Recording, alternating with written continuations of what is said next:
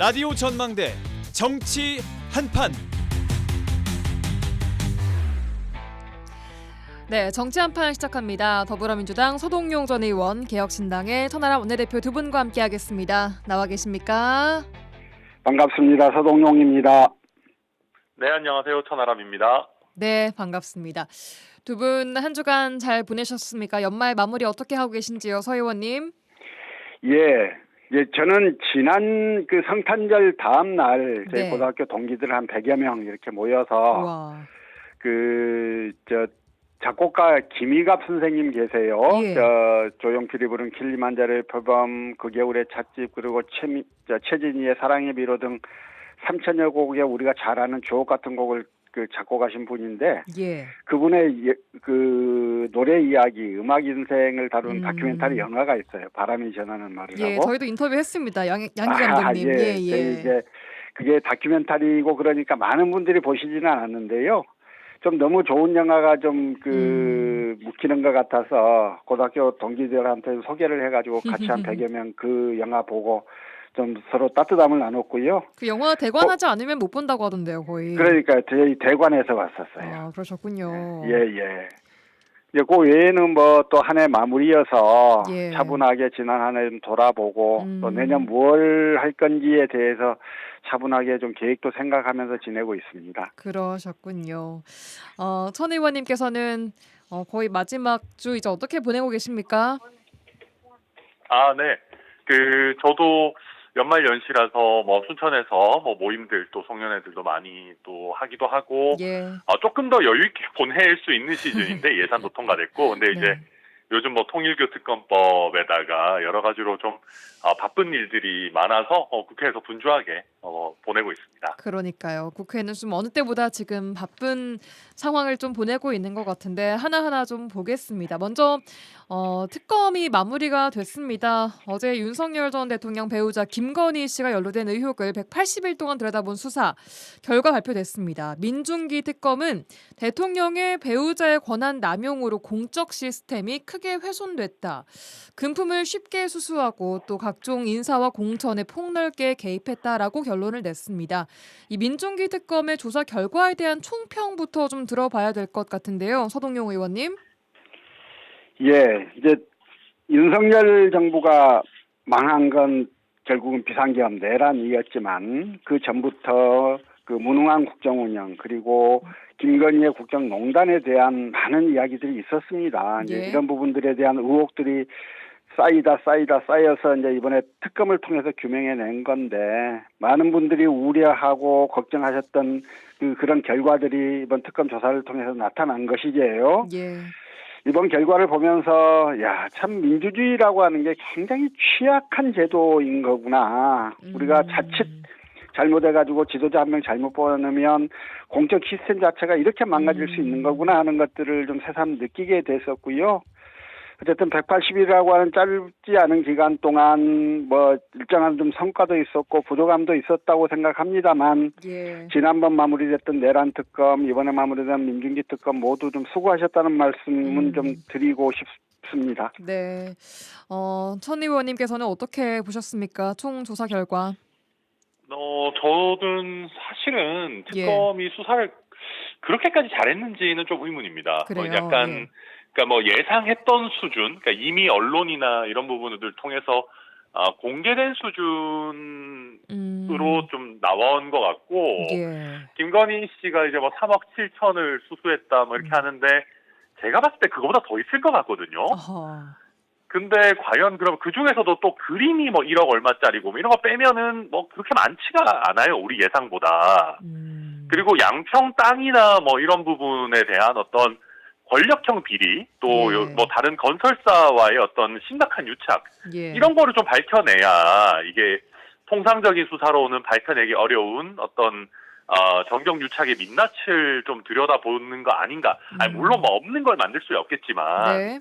근데 그런 부분에 대해서 조금 제가 봤을 때는 수사가 과연 수사 역량이 충분했던 건가 하는 아쉬움이 좀 남고요. 그 외에 이제 이준석 대표나 원희룡 장관이나 이런 사람들을 이제 뭐 이러쿵저러쿵 정치적으로 많이 부르고 원희룡 장관 안 불렀는지 모르겠습니다만 어쨌든 이렇게 정치적으로 여러 가지 뭐 논란을 일으키고 소비가 많이 된 거에 비해 가지고 예. 또 조사 보고서 이런 거 보면 이준석 대표는 언급도 없더라고요. 그러니까 이런 걸 보면 좀 너무 이렇게 정치적으로 여기저기 찔러보는 거에 너무 많은 에너지를 썼던 거 아닌가. 그래서 오히려 본질적인 부분에 대해서는 수사가 조금 미진했던 거 아닌가 하는 생각도 일부 듭니다. 예, 뭐 그럼에도 도이치모터스 주가 조작 사건이나 혹은 뭐 통일교와의 정규 유착 이런 것들 밝혀내는 성과가 있었다라고 이제 좀 결론 지어지는 것 같은데 그럼 천 의원님께서는 어떤 것이 그래도 성과라고 볼 수 있겠다 싶습니까? 네, 말씀하신 그런 부분들은 당연히 성과라고 봐야 되는 것이고요. 근데 이제 아무래도 이번 그 세 가지 특검이 다 역대 거의 뭐 최대 규모 또 거의 굉장히 긴 시간, 역대 최장기간 이렇게 해가지고 수사를 하던 거다 보니까 제가 좀 판단하는 기준 자체도 좀 높아져 있는 게 아닌가 싶긴 합니다. 그래서 말씀하신 것처럼 어쨌든 뭐 이런저런 우리가 이제 생각만 했던 의혹들을 밝혀낸 것들 그것만 해도 저는 뭐 의미 있는 일이다 생각합니다. 서 의원님께서는요? 제일 이제 그 전에 우리가 잘 몰랐었다가 이번 특검 과정을 통해서 가장 크게 드러난 건 역시 통일교 문제여서 사실 처음에 통일교에 대한 압수수색을 한다고 했을 때 야, 이 종교개혁을 이렇게 해도 되나 하는 생각이 들 정도로 너무 정적적인 압수수색이었는데 이제 결과는 통일교가 우리 정치에 굉장히 깊숙이 관여해서 정치를 컨트롤하려고 들었던 점들이 좀 드러난 거여서 저는 그 부분이 뭐 성과라면 가장 큰 성과가 아닌가 싶고요. 대신 이제 저는 뭐 가장 크게 아쉽게 생각하는 건 서울 양평고속도로 특혜 문제예요. 이게 지금 뭐 일단 이제 특검이 대통령직 인수위원회 지시에 따라서 합리적 이유 없이 노선이 변경됐다. 요전까지는 밝혔다고 했는데 문제는 이게 뭐 특검이 밝힌 것처럼 국토부 서기관 혼자서 결정할 수 있는 문제도 아니고 가장 핵심적으로 1차적 이 G라인에는 원희룡 장관이 있다고 봐야 되는데 원희룡 장관은 조사도 못했거든요. 그래서 지금 이런 부분들은 너무 아쉽고, 그러니까 이게 물론 뭐 쉽지 않을 수 있었겠습니다만, 과연 그 조사를 가장 큰 의혹 덩어리인 서울 양평고속도로 문제를 어중간하게 조사하고 그냥 넘기고 말아서 이 문제는 뭐 굉장히 좀 크게 한계가 있었던 부분이 아닌가 이렇게 생각합니다.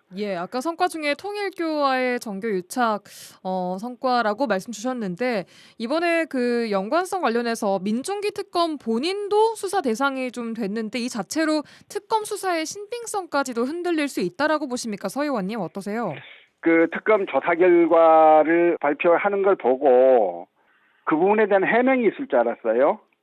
왜 민중기 특검이 조사 과정에서 민주당에 대한 로비도 있었노라라고 하는 거를 받고도 왜 그걸 조사하지 않았는지. 예전에 나온 이야기로는 나름은 이게 민중기 특검의 조사 범위를 벗어난 문제다라고 판단했다. 뭐 그런 이야기가 이렇게 나온 적은 있었는데요.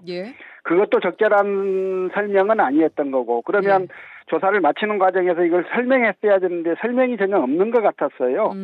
그래서 지금도 여전히 궁금합니다. 왜 그걸 하다가 말았는지. 오히려 지금 이제 통일교 특검에 대해서 민주당도 특검을 받겠다고 이렇게 나서는 걸로 봐서 그때 당시 민중기 특검이 이걸 조사하겠다고 했을 때 민주당이나 뭐 이 정부가 크게 반발할 것 같지도 않은 사안이었는데 왜 그걸 어중간하게 그렇게 스톱을 해서 스스로 의혹을 자체했는지 이 부분에 대해서는 저도 되게 좀 의문스럽게 생각하고 있습니다. 알겠습니다. 자, 그럼 이제 앞으로 경찰 국가수사본부에서 추가 수사를 이어가게 될 텐데 전 의원님, 이 특검에서 밝혀내지 못한 거 경찰 국수본에서 집중해서 밝혀낼 수 있을 거라고 보십니까? 근데 이게 그 2차 수사라고 하는 게 되게 어려워요. 그 쉬운 부분은 아니긴 합니다만은, 근데 국수본 입장에서도 이번에 2차 종합특검을 만약에 안 한다라고 하면 본인들의 역량을 지금 보여줘야 되는 굉장히 중차대한 시기인 거죠. 게다가 국수본 같은 경우는 어쨌든 시간과 인력의 제한이 이론적으로는 없는 거기 때문에 뭐 국수본이 뭐 이거는 할 수 있다 없다의 문제가 아니라 잘 해내야죠. 알겠습니다. 자, 이제 이해운 전 의원 얘기 좀 해보겠습니다. 내년 1월 2일부터는 기획재정부가 재정경제부와 기획예산처로 분리가 되는데 이재명 대통령이 기획예산처 장관 후보로 삼선 의원 출신 국민의힘 이해훈 전 의원을 지명했습니다. 논란이 이어지고 있습니다. 우선 이재명 대통령 왜 이해훈 의원을 지명을 했을까요? 어떻게 생각하십니까? 일단 천 의원님부터 들어볼까요? 저는 뭐 이런저런 노림수는 있었을 거라고 봅니다. 조금 이재명 대통령 안 좋게 보자면 욕바지가 좀 필요한 거 아니었나라는 생각을 해요. 그러니까 크게 보면 경제 상황이 안 좋은 부분, 지금 환율, 물가, 뭐 부동산 가격, 뭐 하나 지금 정부 뜻대로 가고 있는 게 없거든요. 예. 그런 상황에서 이제 예산이라는 경제 정책의 중요한 한 축을 보수 진영 출신 인물에게 맡겨서 책임을 좀 분산시키려고 하는 생각이 있지 않았을까 하나가 있고요. 예. 또 한 가지는 약간 작은 의미의 욕받인데 무슨 얘기냐면 정권을 잡고 나면 정권을 잡는데 도와줬던 사람들의 청구서가 날아듭니다. 예. 그게 정책이나 입법으로 형태도 있지만 예산을 달라는 사람들도 굉장히 많이 있는데 예. 대통령 입장에서 그걸 또 거절하는 것도 쉬운 문제가 아니거든요. 물론 대통령한테 직접 전화해서 하진 않겠지만, 근데 그렇게 됐을 때 어쨌든 확장 재정이나 이런 부분에 대해서 좀 반대 의견을 내세웠던 이해훈 전 의원 같은 사람을 좀 이렇게 앉혀놓으면 우리는 예산 주고 싶은데 저 양반이 너무 깐깐하게 해서 쉽지 않다. 또 이런 것도 가능할 수 있거든요. 다양하게 좀 조금 이제 경제 상황이 녹록지 않은 거, 예산을 충분히 이렇게 다 줄 수 없는 거에 대한 약간의 어떤 방패막 그런 생각들을 가지지 않으셨을까 생각해 봅니다. 예, 국민의힘 김근식 당협위원장이 얘기했던 뭐 총알바지다라는 것과 같은 이게 맥락입니까? 말씀하신 게? 총알까지 맞는 건 뭔지는 모르겠습니다. 욕바지 근데 정도로. 어쨌든 요거는 저도 그렇고 김근식 위원장도 그렇고 좀 안 좋게 본 거고요. 그리고 저는 얼마 전 인터뷰에서도 얘기 드렸지만 어찌됐든 국민들께서 보셨을 때는 인재 풀을 넓게 쓰고 예. 또 상평하고 이런 거는 기본적으로 칭찬할 만한 일이거든요. 예. 네, 그래서 저는 이런 시도 자체는 의미 있다라고 보고요. 왜냐하면 뭐 보수 진영 사람 안 쓰면 또 안 쓴다고 욕하고 쓰면 쓴다고 욕하면 이거 참 곤란한 노릇 아니겠습니까? 그래서 저는 기본적으로는 의미 있는 일이라고 보는데 다만 과연 이해훈 전 의원이 그러면 확장 재정 너무 과하게 하면 안 된다. 나라 빚 과하게 내면 안 된다라고 했을 때 이재명 대통령이 그걸 그러면 받아들이실 것인가? 그거는 좀 이상하거든요. 이제 그 경제에 어떻게 보면 나름 사령탑 중에 한계인 곳에 경제 정책에 대한 운용 철학이 다른 인물을 앉혔을 때 이게 잘 돌아갈까 하는 그런 걱정은 일부 됩니다. 알겠습니다. 서 의원님 어떻게 생각하십니까? 예, 일단 그 욕바지라거나 또는 뭐 총알바지라거나 하는 주장에는 동의가 잘 안 됩니다. 왜냐하면 예컨대 그 이재명 정부의 재정 운용에 문제가 있어서 경제가 더 나빠지면 이게 기재부 장관 요구합니까? 대통령 요구하지. 이게 저는 뭐 이제 이재명 대통령이 좋은 인재를 뭐 보수 진영이건 진보 진영이건 막론하고 데려다 쓰겠다고 하는 그 탕평, 중용, 실용 뭐 이런 인사 원칙하에서 이 일이 이루어진 것이다라고 하는 거에 대해서는 뭐 그 말을 100% 받아들일 수는 있습니다. 그런데 이제 이해훈 장관이 아주 뻔한 역량이 있으신 분이고 그래서 그런 분이라면 그런 비난과 좀 무리를 감수하고서라도 가능할 텐데 그 정도 역량이 있다라고 하는 평가도 받지 못하는 분을 괜히 이분이 과거 자신의 행적, 자신의 발언과 배치되는 행태를 또 장관이 돼서 할 수밖에 없는 이러한 그 불합리를 자꾸 노출하는 게 국민들의 정치에 대한 신뢰의 측면에서는 썩 바람직스러운 모습은 아니다. 이런 생각이 좀 있는 거고요. 민주당 일각에서의 이번 인사에 대한 비판은 저는 이런 측면들이 있다고 보고 이제 또 하나가 이제 본질적으로 이 윤호개인을 외쳤던 분이 이제 자기한테 장관 자리 주어지니까 내가 잘못했다라고 이야기하고 금방 이렇게 태도 돌변하는 이런 모습도 좋아 보이지 않거든요. 예, 그래서 전체적으로는 왜 지명을 했을까에 대해서는 좀 의문스럽다. 그러나 지금 방금 이제 천하람 대표를 포함해서 여러분들이 하셨던 그 비판에 대해서는 동의는 좀 하기가 어렵다. 알겠습니다. 이렇게 좀 말씀을 드릴 수 있겠습니다. 알겠습니다. 자, 국민의힘에서 이 전 의원을 제명했습니다. 이런 반응은 좀 어떻게 보고 계십니까? 천하람 의원님? 사실 이런 거 좀 조심스럽죠. 그러니까 물론 당 입장에서 불쾌할 수는 있습니다. 이해운 전 의원이 최근까지도 당에서 활발하게 활동하고 오세훈 시장과 무슨 행사 약속을 잡고 해서 배신감을 좀 느낄 수는 있죠. 근데 그러나 이게 참 우리 정치가 굉장히 뭐랄까요, 1차원적이고 유치해졌어요. 예전 같으면 좀 서운한 게 있어도 그거를 조금 숨기고 그래도 이왕 간 거 국민들 우리 대한민국 국가 경제 발전을 위해서 잘해주기 바란다. 그래서 국민의힘 출신 인재가 더 유능하다라는 걸 이왕이면 잘 보여줬으면 좋겠다 국민들한테 이런 식으로 조금 한 단계 이제 쿠션을 줘서 공격을 하든지 그런 것들이 있었는데 요즘 강호의 도가 완전히 다 땅에 떨어져가지고 아주 즉각적인 반응들만 나오거든요. 이게 사상 최악의 해당 행위까지라고 보십니까? 어떻게 생각하세요? 아니 우리가 이제 물론 당 입장에서 짜증은 날 수 있지만 어찌 됐든 대한민국을 위해서 봉사하는 국무위원 자리에 가는 거잖아요. 그걸 이렇게까지 무슨 맹비난하고 저주를 퍼붓고 할 일은 아니지 않습니까? 그래서 저는 국민의힘도 조금 더 이렇게 좀 대인배다운 척이라도 좀 하고 그렇게 해야 이제 국민들로부터도 조금 더 이제 나은 평가를 받을 것 같고 저희 개혁신당도 논평을 냈습니다마는 왜 그러면 자꾸 인재들이 나가는 건지를 좀 돌이켜봐야 된다. 국민의힘 입장에서도. 국민의힘으로부터 나가는 거요? 그렇죠. 그런 거를 사실은 반성해야 되고 저희 개혁신당도 완벽하지 않습니다만은 그래도 그런 거를 좀 스스로의 그런 걸 따져봐야 되는데 자꾸 그런 쪽으로 그냥 계속 해당 행위다, 배신자다. 낙인 찍기만 한다고 나아지는 건 없을 겁니다. 이제 국민의힘의 제명 문제를 보고 저는 그런 생각이 들었어요. 야, 뭘 저렇게까지 하냐. 이게 참 품도 없다, 품위도 없다라는 생각이 들었는데요. 그러면서 한편으로 이게 뭔 말이지? 이재명 정부에서 국민의힘 소속의 전 국회의원을 강요로 데려다 쓰면서 최소한 그쪽 땅에 아무런 언질도 안 줬다는 이야기잖아요. 또 이해원 장관은 국민의힘 소속인데 자기한테 그런 제안이 와서 지금까지 인사검증이 이루어지고 상당한 기간이 지났을 텐데 최소한 지금 국민의힘 지도부하고 기본적인 언질도 안 주고 상의도 안 했다는 이야기처럼 보여요. 그런 게 있었는데도 그런 게 있었는데도 지금 국민의힘이 저렇게 오바를 하고 있는 건지는 잘 모릅니다만 전체적으로 어쨌든 이 민주당 정부가 보수 쪽 그 사람을 데려다 쓸 때의 지금까지 어떤 그 관행적인 그 움직임들과 비교하면 너무 좀 이례적인 모습들이 계속 나타나고 있다. 통상이라면 아까 제가 말씀드렸던 대로 그렇게 했을 것 같아요.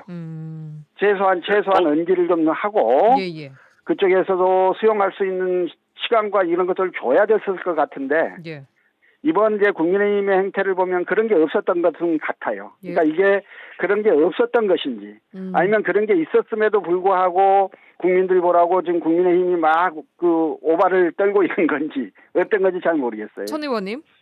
네, 저도 서 의원님 말씀에 사실 동의가 되는 게 저도 얘기를 들어봐도 전혀 언급이 없었던 것 같긴 하거든요. 사실 요 정도는 정무수석이나 이런 쪽에서 그 국민의힘에 미리 좀 비공개라도 좀 협의를 하고 그랬었으면 훨씬 더 예쁜 그림이 되죠. 근데 그게 없었다라는 건가요? 그런 게 없었던 거는 거의 확실해 보입니다. 지금 봤을 때는. 그러니까 아마 이해운 전 의원이 현역 의원이 아니고 그러다 보니까 약간 대통령실도 좀 가볍게 생각했던 것 같은데 그러니까 그런 거는 조금 더 이왕 탕평으로 가고 할 거였으면 더 예쁜 그림 만들어서 국민들에게 더 큰 칭찬을 들을 수 있었던 지점인데 그거는 서 의원님 말씀대로 좀 아쉬운 지점이죠. 알겠습니다. 기획예산처 장관 지명 관련된 얘기 조금 해봤고요. 더불어민주당 김병기 원내대표 결국 각종 논란 끝에 오늘 원내대표직을 사퇴를 했습니다. 두 분 어떻게 보고 계십니까? 천 의원님? 이거는 민주당 입장에서 굉장히 뼈아파요. 왜냐하면 지금 김건희 그 특검의 수사 결과가 나오면서 결국 핵심이 이제 그 공사 구분이 제대로 안 되고 예. 사적 이익의 공적 지위를 활용한 거, 이게 그 김건희 게이트의 어떻게 보면 핵심 아니겠습니까? 예. 근데 이 부분이 어떻게 보면 국민적으로 더 큰 관심을 받아야 되는데, 뭐 사실 몰랐던 내용이 막 대단하게 나오지도 않았을 뿐더러 같은 타이밍에 김병기 원내대표가 이제 또 공적 지위와 사적 지위를 이렇게 혼동한 이해 충돌이나 뭐 갑질, 뭐 과도한 어떤 특혜, 이런 것들이 터져 나와 버리니까 지금 민주당에서도 김건희 공격을 못 하는 거예요, 지금 타이밍에. 그러니까 뭐 이재명 대통령이나 지금 이런 입장에서는 연말 연시에 어쨌든 국민 여론을 좀 그렇게 끌고 가야 되는데, 네. 이해운 전 의원 지명하면서 윤어게인, 오히려 이제 윤어게인도 포용하는 거냐, 뭐 그러면 12월 29일자로 내라는 그런 공식적으로 종식된 거냐, 뭐 이런 논란에 덧붙여서 김병기 의원의 이 권력형 비리 같은 게 터져 나와 버리니까 예. 굉장히 답답한 상황이었을 거고, 예. 그러다 보니까 아마 김병기 원내대표도 저는 아마 청와대랑 약간의 소통을 하지 않았을까 싶은데, 예. 더 이상 못 버티는 상황이 되니까 원내대표라도 일단 내려놓자 한 것 같습니다. 내려놓으면 이게 해결되는 문제일까요? 어떻게 보십니까? 근데 이게 어제 MBC에서 우리 단독 보도한 게 그 강선우 의원 1억 수수와 뭐 그 김병기 의원의 그 공천 관련한 내용들, 이런 것들이 막 터져 나오면서 네. 이제는 이게 뭐 단순히 원내대표직을 내려놓는다고 해결될 상황은 넘어선 것 같아요. 이거는 뭐 강선우 의원뿐만 아니라 강선우 의원의 그 살려달라라는 얘기를 듣고 공천 결과가 결과적으로 뒤바뀐 바뀌어서. 부분에 대해서 김병기 의원의 관여가 있었는지는 이제는 수사가 불가피한 상황이 됐고, 예. 앞서 여러 의혹들도 의원직 유지하는 게 과연 적절하냐라는 얘기가 나왔지만, 이 1억 수수, 그다음에 이 공천 어떤 부당한 공천 개입, 이런 게 있었다면은 이거는 의원직 상실까지 갈 수 있는 사안이라서 뭐 김병기 의원 앞으로도 쉽지 않을 것 같습니다. 예. 서 의원님 어떻게 보고 계십니까? 이번 사건? 제가 개인적으로는 가장 저는 크게 좀 받아들인 게 그 구의회 부의장 예. 항공비를 김병기 의원 부인이 갖다가 쓰셨다는 부분이에요. 뭐 이런 일이 있나 할 정도로 저는 되게 좀 충격적인 일이었어요. 예. 예, 이제 그런 일에다가 더하여 강선우, 김병기 두 의원의 이야기가 한꺼번에 등장하는 이 녹취록까지 공개가 돼서 네. 저는 이 부분을 좀 쉽게 볼 부분이 아니다. 그런 생각이고요. 예. 저는 뭐 이 두 건, 이 김병기 의원 고유의 건하고 네. 강선호, 김병기 의원 이름이 다 나오는 이 건 모두에 대해서 이거는 뭐 즉각적인 수사를 통해서 진상을 규명해내고 국민들에게 진실을 밝힘으로써 국민들의 동의를 얻어서 그 이후에 이 두 사람의 거취를 결정하도록 하는 이 절차가 필요한 것이지, 예. 이거를 지금 묶어두고 덮어두고 이렇게 해서 넘어갈 수 있는 부분들은 아닐 거다, 이렇게 생각이 듭니다. 예, 알겠습니다. 마지막으로 제주항공 참사 일주기입니다. 어제가 일주기였는데요. 유가족들 진상규명이 좀 제자리인 것에 여전히 분노를 하고 있습니다. 지난 1년을 돌아봤을 때 미진했던 부분 또 어떤 부분이었는지, 또 앞으로 어떤 식으로 이게 이루어져야 할지 좀 들어보고 싶습니다. 천 의원님. 네, 우선 둔덕에 관한 부분, 최근에 이제 권익위가 나름의 결정을 좀 하긴 했습니다만은, 네. 이런 부분들이 과연 그러면 정말 어느 정도 책임을 져야 되고, 그런 부분들이 좀 적극적으로 유가족들과 소통이 잘 안 됐던 것 같습니다. 네. 유가족분들 말씀은 정보가 너무나도 공개가 되지 않는다. 그리고 이 실무자 정도만 지금 뭐 수사나 책임을 묻는 부분들이 진행되고, 어떻게 보면 정말 책임을 져야 될 높은 위치에 있는 사람들에 대해 가지고는 너무 소극적으로 예. 수사와 조사가 진행되고 있는 것 아니냐. 그런 부분들에 대해서 지금 강한 어떤 불신과 반감을 가지고 계신 게 있어가지고, 네. 내년에도 계속해서 조금 더 시스템적인 문제, 또 실제 결정을 내리는 사람들에는 문제가 없었는지를 예. 조금 더 면밀하게 검토하고 또 수사하고 하는 부분들이 필요할 거다 이렇게 보여집니다. 예, 서 의원님 어떤 부분이 좀 보완돼야 할까요? 정말 생태 같은 자식들, 생태 같은 가족들을 한꺼번에 잃은 유족들의 분노가 있는 겁니다. 예. 이제 그분들의 분노를 하나 차근차근 덜어드리고 그분들을 위로하는 과정, 이게 조사의 과정이고 그다음에 그 재발 방지를 위한 대책 마련의 과정일 거예요. 야, 이게 윤석열 정부도 아니고 이재명 정부라면 최소한 삭발은 안 하게 했어야 할 거 아닌가라는 생각을 했어요. 그러니까 뭔 말이냐 하면 서로 생각이 다를 수 있지요. 예. 유족들이 원하는 정도의 결과가 안 나올 수 있지요. 근데 정부에서 조사를 해보니 또 그 정도 결과를 내기는 좀 어려운 사안일 수도 있을 겁니다. 그러나 이재명 정부라면 최소한 그분들이 머리를 깎을 만큼 극단적으로 가지는 않도록 설득하고 이해시키는 과정들이 있었어야 되는 거예요. 네.